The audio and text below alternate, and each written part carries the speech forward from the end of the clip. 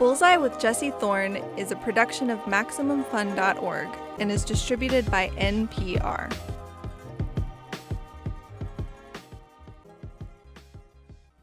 I'm Jesse Thorn. It's Bullseye.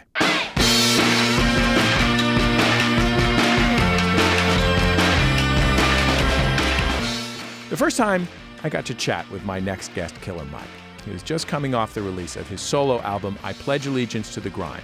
It was 2007. Now, 11 or 12 years later, he is still on the grind. He's half of the acclaimed rap duo Run the Jewels, alongside LP. He's become a well-known activist, campaigning alongside Bernie Sanders in the last presidential election, and now he has his own Netflix series. It's called Trigger Warning with Killer Mike. In the show, Mike takes on some of America's most complicated social issues. And as with everything Killer Mike, he never does it halfway. In the first episode, Mike tries to spend 3 days buying, using, and consuming products that have only come from the black community. It turns out that is really, really hard. In this scene, Mike rides his BMX bike. He can't find any black-owned car companies, to the black-owned Doggone Good Barbecue in Athens, Georgia. There he meets LP, the other half of his hip-hop duo, Run the Jewels. And at this point, Mike hasn't really had a meal in quite some time, so he is very excited to finally find something to eat that meets his rules. Yeah, here you go. Black-owned restaurant. Right? Black-owned, baby. Pro-black. Black-owned produce and meat, probably, right? From a black farm. What's up? Excuse me, sir. Yes, sir.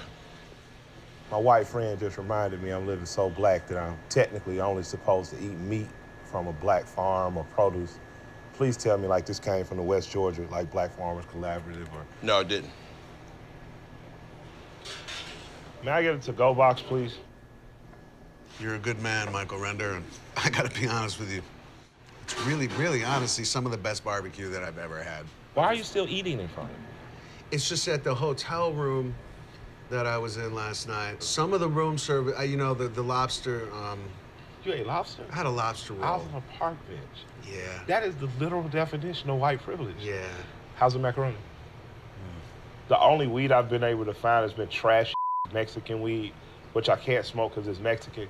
Weed dealers aren't white. You can The get... growers are white. Like you guys gentrified marijuana. Yeah, we're an unstoppable force. That's what all the books say. Yeah. Killer Mike, welcome to Bullseye. It's nice to see you. How y'all doing? Then that's what all the books say actually comes from me reading Guns, Germs, and Steel. I feel like that was the line of the show. I watched a number of episodes, and I kept thinking back to that's what all the books say. I want to get a T-shirt made that say "White people won, stay woke." You know? Well, Mike, I'm so happy to have you on Bullseye. I looked it up. The last time I interviewed you was on the phone, and it was, I was thinking 5 or 7 years ago, but it was actually 12 years ago. Oh wow! So I guess what have you been up to? Funny thing, I did started in have yet to finish the series of undergrounds called I Pledge Allegiance to the Grind. I made it up to Pledge 3. Then I made rap music with this interesting guy named LP from Brooklyn, formerly of Company Flow. And we developed a friendship and bond that seems to be unbreakable and dropped 3 classic duo albums, Run the Jewels 1, 2, and 3. And, you know, by my superstition, you have to be 4 classic albums in before you're officially a group. And that's worthy of being talked about. So we're working on Run the Jewels 4 and securing our place in mythological, you know, rap music history. And so how did you end up in Run the Jewels? Because Run the Jewels is aesthetically very different from the records that you were making the last time I interviewed you.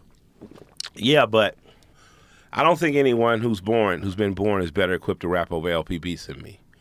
And I think that it was just a matter of me and LP finding one another. And you know how in any mythology, the hero must go on this journey or this quest, and you end up finding yourself as you burn off old things. You know, I think that when I came in the music industry, I had a feeling about the music I wanted to make. Because even the stuff I made that got me my deal was more in lines with Run the Jewels than the stuff you ended up hearing me make in the beginning.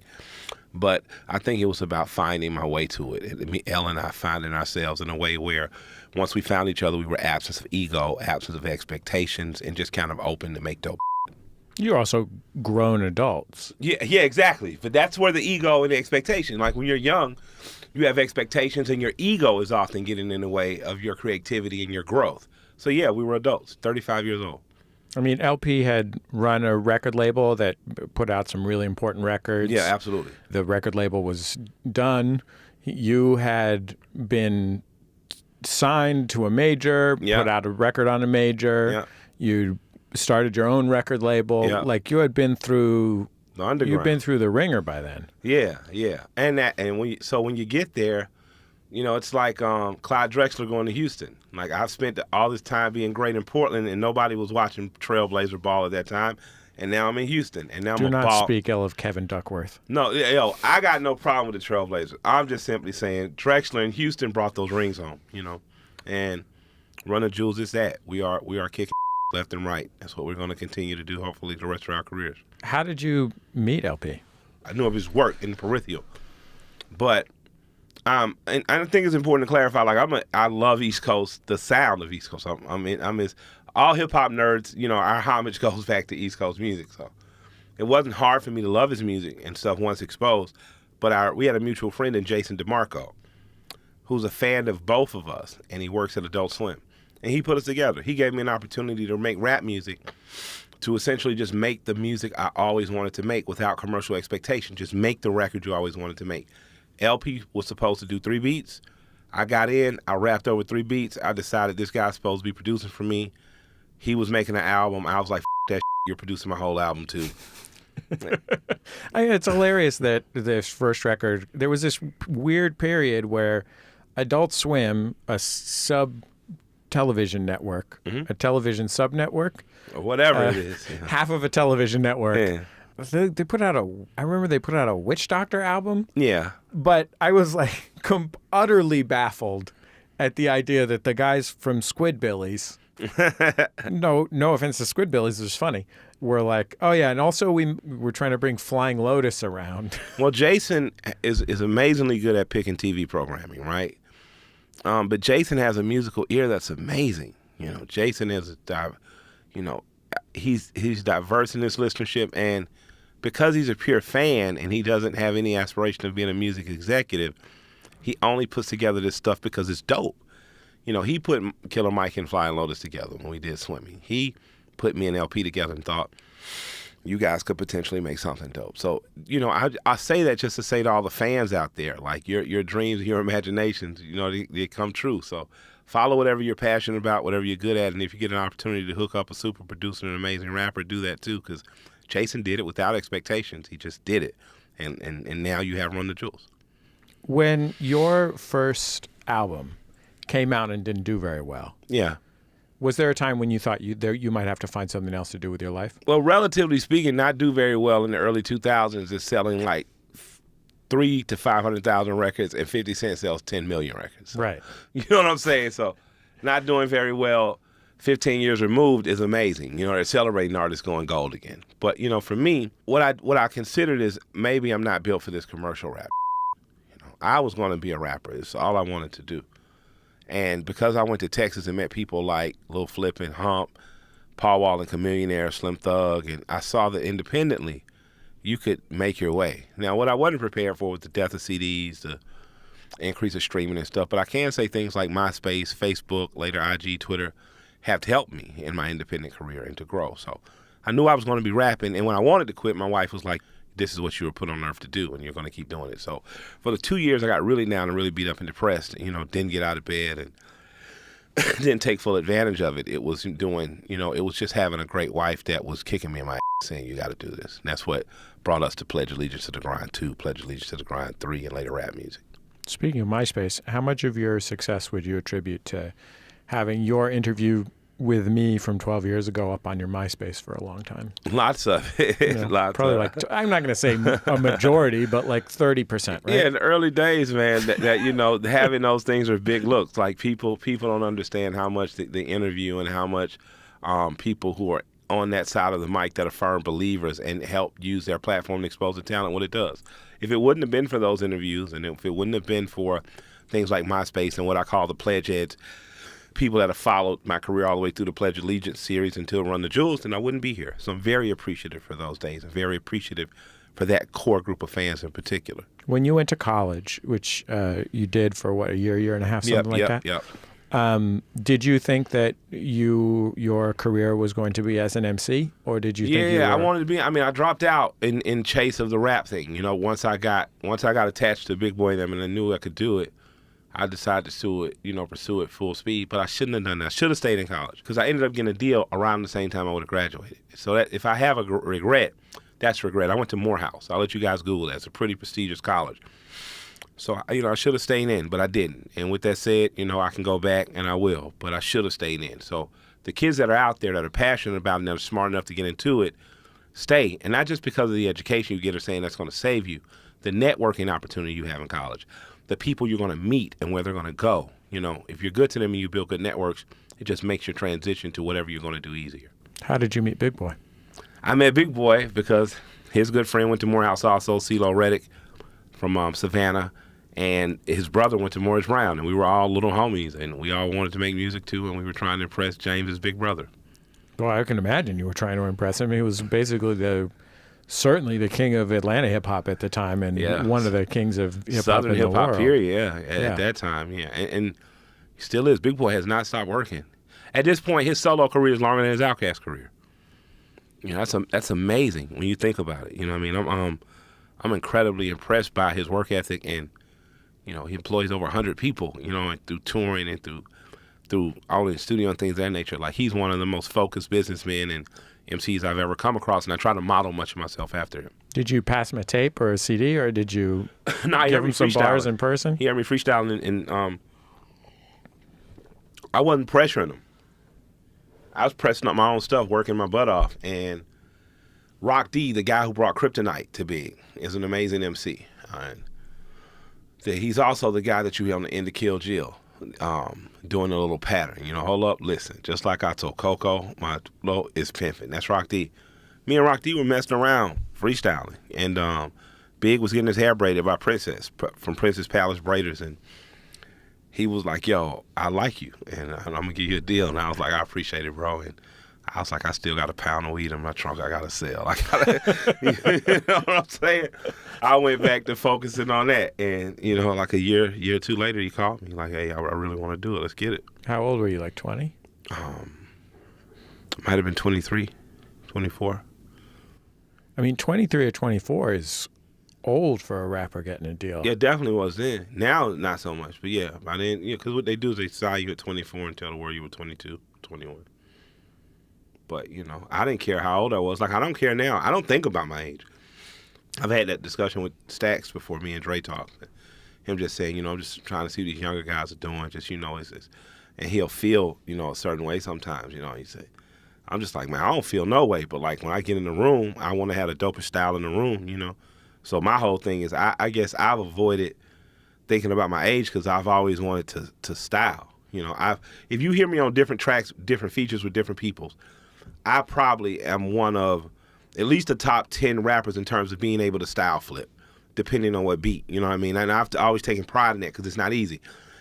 So for me, age kind of dies with style. Like E40 is ageless to me because his style is ageless. Like You're pandering to me now, but go ahead. Nah, 40 Watt is what's up. Like, I'm from Atlanta. Like, Atlanta is the Bay Area part deuce. Like, you understand? Like, Too Short, 40, you know what I mean? Like, we grew up on this on some player So for me, like, his style is it's literally timeless. You know what I mean? Scarface, who I consider the greatest rapper of all time, style is timeless. So that's what I would rather be, timeless than really think about age.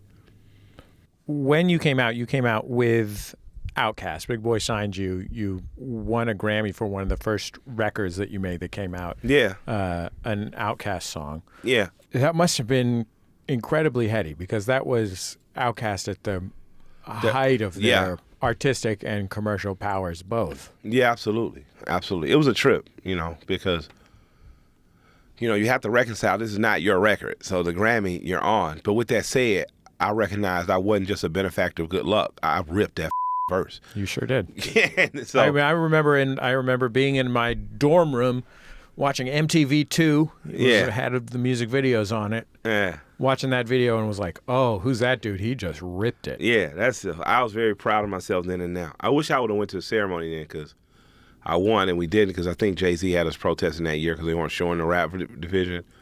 And then when I went to the Grammys last year because we were nominated for the Chase Me song, we didn't win. So when I didn't go, I won. When I went, I didn't win. That was really sad. More from my conversation with Killer Mike after a quick break. We'll talk about why he supported Bernie Sanders and the state of politics in America. It's Bullseye from MaximumFun.org and NPR. Support for this podcast and the following message comes from Babbel. Have you always wanted to speak a new language? Whether it's for travel, work, or brain training, Babbel's 10 to 15-minute lessons will get you speaking confidently in your new language. Choose from Spanish, French, and more. And you'll learn through real-life dialogues, speech recognition, and interactive trainers. And Babbel's spaced repetition method actually makes you remember what you've learned. Download the app or go to Babbel, BABBEL.com to try Babbel for free. The world is complicated, and for many of us, history class was a long time ago. That's where we come in. I'm Rand Abdel Fattah. I'm Ramteen Arablouei, and we're the hosts of Throughline, NPR's first history podcast. Find us wherever you like to listen. If you're looking for a new comedy podcast, why not try the Beef and Dairy Network? It won Best Comedy at the British Podcast Awards in 2017 and 2018. Also, There were no horses in this country until the mid to late 60s. Specialist bovine arse vet. Both of his eyes are squid's eyes. Yogurt buffet. She was married to a bacon farmer who saved her life. Farm-raised snow leopard. Download it today. That's the Beef and Dairy Network podcast from MaximumFun.org. Also, maybe start at episode 1 or, weirdly, episode 36, which for some reason requires no knowledge of the rest of the show. It's Bullseye. I'm Jesse Thorn. My guest this week is Killer Mike. He's half of Run the Jewels with his partner LP. His latest project, Trigger Warning with Killer Mike, is on Netflix now. When you started working with LP, what was it that clicked for the two of you? Just listen to me on his beats. That's what it is. It sounds like it's supposed to be. It's like Ice Cube over Sir James beat, or it's like hearing Chuck over a Bomb Squad beat, or even Cube over a Bomb Squad beat. It just fits. I don't know why, and I don't waste time questioning why. I don't know why I love my wife more than any other woman I've ever loved. I just know there's something so special about her. I can't not love her like that. So I don't question those mysteries. I just go, and hopefully one day it won't. Hopefully it'll never stop. And if it ever does, we're just going to have the most fantastic run we've ever had. Were you surprised at how well it worked? You must have just thought this was just like the first day cool thing you were doing. Once he played big beats for me first, and he played another couple beats, and I knew then like this guy's supposed to be making beats for me for the rest of my life. I knew, like I fell in love instantly. It was like me and my wife. I knew within 2 weeks of knowing her, like I want to marry you. Now she said no, and we spent 2-3 years breaking each other's hearts. You know what I mean? But with me and Elle, at first he was like, nah, I can't do it. I got to do my own album. I'm like, nah, B, you got to do this album. And I aggravated the heck out of him for 90 days, him and Jason, till he succumbed and just said, all right, I'll do the record. Were you surprised at the number of white people showing up for your work?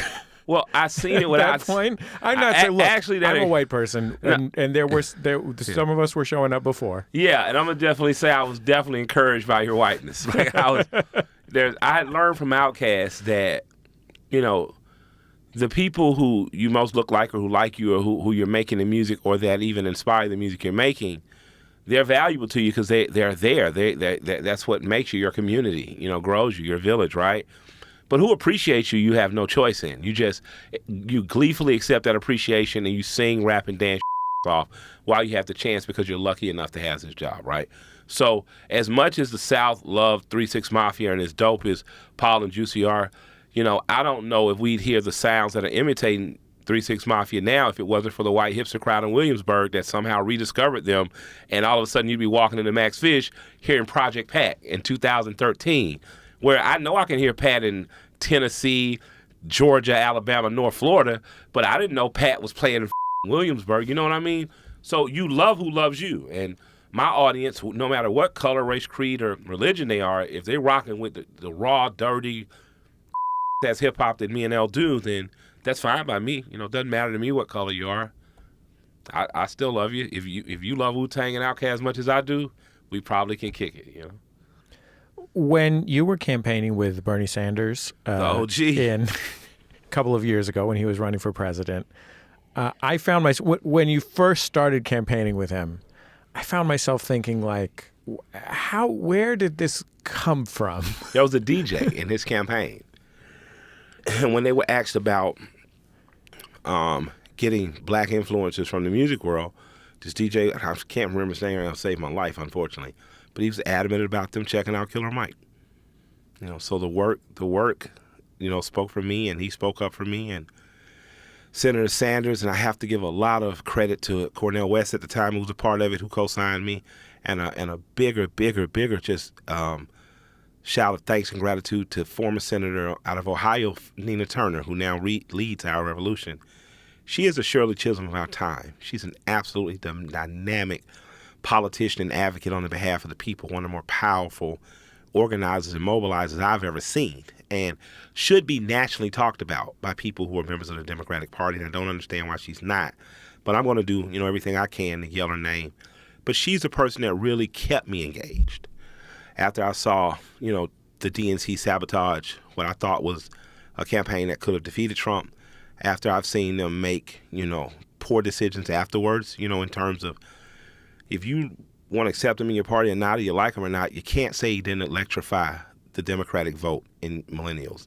You can't say that his policy has not affected the greater fabric. It has, in everything from marijuana law to the raising of minimum wage across the nation, as we're seeing, and to a grander push for Medicare for all. So the OG knew what he was doing, and I think that Senator Turner was a very big part of the reason I stayed engaged, and is a very big part of the reason I'm still engaged, locally and nationally. So I look for her, hopefully, to do something. I don't know what's next, but she's one of the people who I admire. Senator Sanders, I, like everyone else within our revolution, would love to see him run again in 2020. I don't think anyone else is going to beat him, is going to beat the current guy in there. I think to put out fire, you need water. I think that the only way you get Magneto out of office is have Professor X, So we'll see what happens.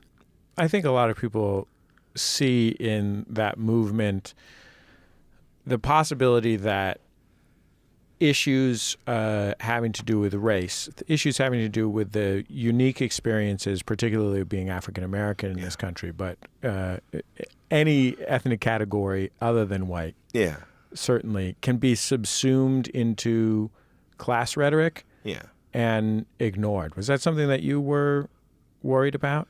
It's something I worry about because we're allowed to argue race in this country because race is polarizing and we all belong to a tribe, right? So whether you're ethnic white, or black, or a descendant of a slave African-American, or an African-American that's an immigrant, you get chopped up in all these things that cause these extreme arguments.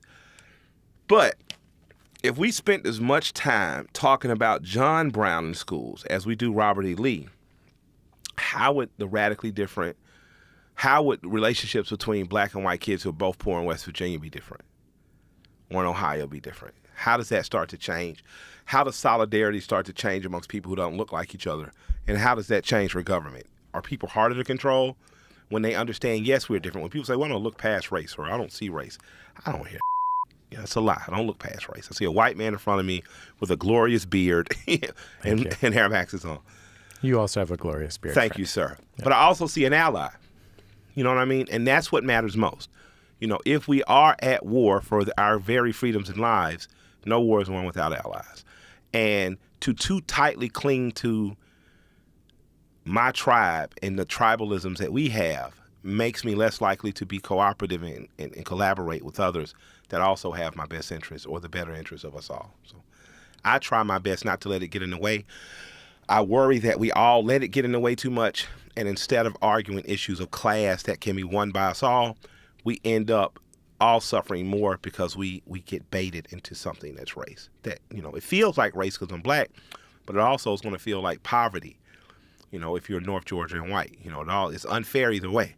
But I can't think just because it's my tribe, it's just us. We all serve the same masters. We all have the same enemies. Outside our studio, behind my desk, 6 feet from here, is a poster that my mom bought me at the flea market for Dick Gregory's presidential campaign. Oh, okay. Dick Gregory, who was my friend. Oh, there you go. One of the most important stand-up comics of the 1960s. Yes. Quit show business. Yes. And spent the next 50 or so years. Yes. As an activist. Yes. I got a chance to see him thanks to my sister Zoe, who's like a sister to me. She's a amazing woman. She's a lesbian woman out of Chicago. Amazing. She manages stand-up comics and acts, and she had me and T.I. get on the phone with him about 3 years ago. He cursed us out really badly.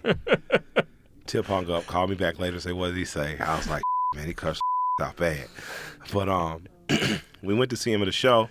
I befriended him, and for the last 3 years of his life was a very good friend. And one of the most wise and smart and brilliant men, and personally knew Malcolm and Martin and Medgar, and was just about the work of freeing people, and not just black people, but freeing people's minds. And like Carlin, like Bruce, like Bill Hicks, like Pryor before him.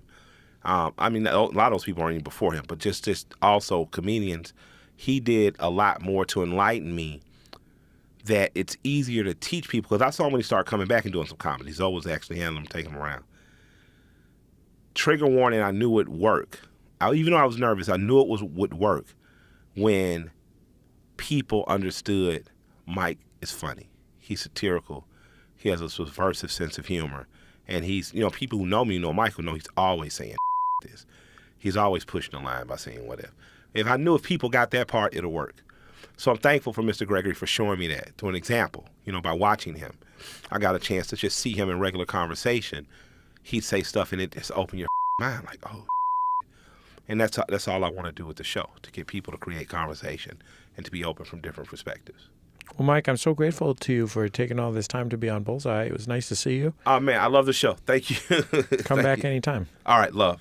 Killer Mike, rapper, actor, activist, host of Trigger Warning with Killer Mike, now on Netflix. I'm so glad that dude is still making power moves all these years in. We've come to the end of another episode of Bullseye.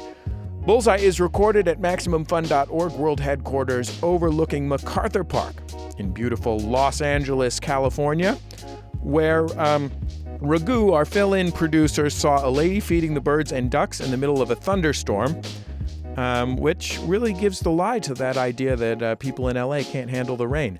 I also saw either a teen or a tween throwing 2 heavy bags into the lake, and I have no idea what was inside them. No idea. There were a lot of theories in the office, but we could not come up with any definitive answers. The show is produced by Speaking Into Microphones. Our producer is Kevin Ferguson. He's lollygagging around in Italy, so Raghu Manavalan filled in for him. Jesus Ambrosio is our associate producer. We got help from Casey O'Brien. Our production fellow at MaximumFun.org is Shayna Deloria. Our interstitial music comes to us from Dan Wally, a.k.a. DJ W. Thanks, as always, to Dan for sharing it. Our theme song comes from the Go Team. Thank you to them and to their label Memphis Industries, who let us use that music for free. We will be forever grateful.